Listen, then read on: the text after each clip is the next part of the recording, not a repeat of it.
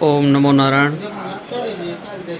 અત્યારે અમે સુરનગર જિલ્લાના વઢવાણ તાલુકાના કટુડા ગામમાં આવ્યા છે. ત્યાં સરસ મજાનું શિવલિંગ છે.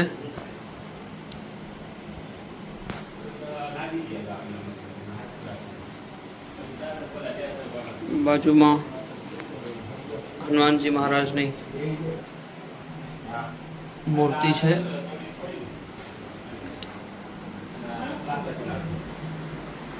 અહીંયા અખંડ ધૂણો છે.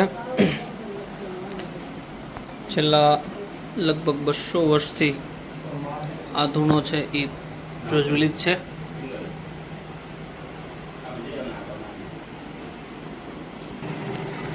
અત્યારે આ જે છે એ સદગુરુ મહારાજ શ્રી કૈલાસપુરી બાપુ, જેમનો ગુરુદારો બાલગીરી બાપુ ડુમાણા, અને આ એમની તસવીર છે અને આ એમની ગાદી છે. અત્યારે અહીંયા અમારે કિશોરપુરી બાપુ છે, આ ગાદી છે એની સરસ મજાની સેવા કરી રહ્યા છે. કૈલાસપુરી બાપુ અને એમને જે સાધુ સંતોએ જે પ્રસાદી આપેલી છે તે આ વિડીયામાં તમે જોઈ શકો છો.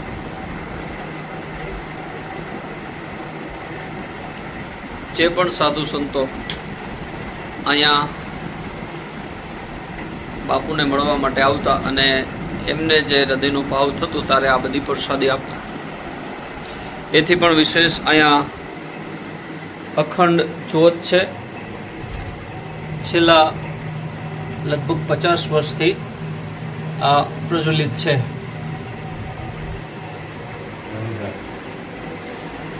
અને આ જે જ્યોત છે એ રાજસ્થાન જૂના રણુજાથી પ્રજ્વલિત કરી અને લાવવામાં આવી હતી, જેના આપ દર્શન કરી શકો છો.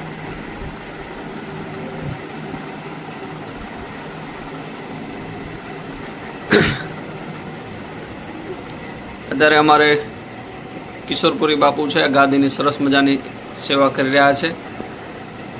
અહીંયા બાપુના દર્શન માટે આવ્યા છે. મારા મિત્ર મહાદેવભાઈ છે. ઓમ નમો નારાયણ. પ્રસાદી, બાપુની ગાદી અને કિશોરપુરી બાપુના અમને અને તમને બધાને દર્શન થયા.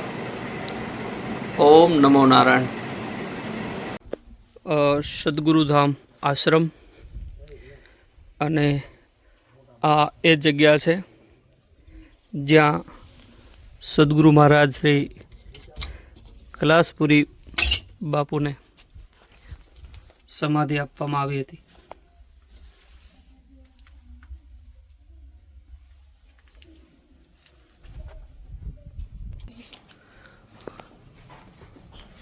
સદગુરુધામ આશ્રમ, જ્યાં કૈલાસપુરી બાપુની પ્રતિમા તેમજ અખંડ ધૂણો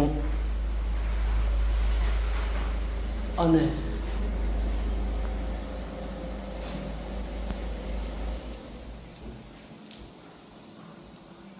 બાપુને જે સાધુ સંતોએ પ્રસાદી આપી છે તે પ્રસાદી રૂપ અહીંયા માળા અને અલગ અલગ પ્રસાદી છે.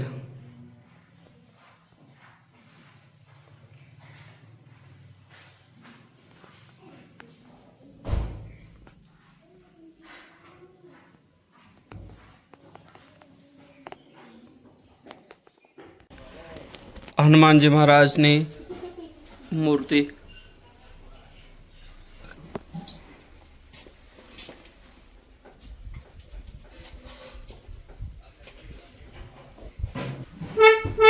કૈલાસપુરી બાપુની સમાધિ વખતે જે ઘંટને આખી રાત કોળીએ વગાડ્યો હતો એ આ ઘંટ છે.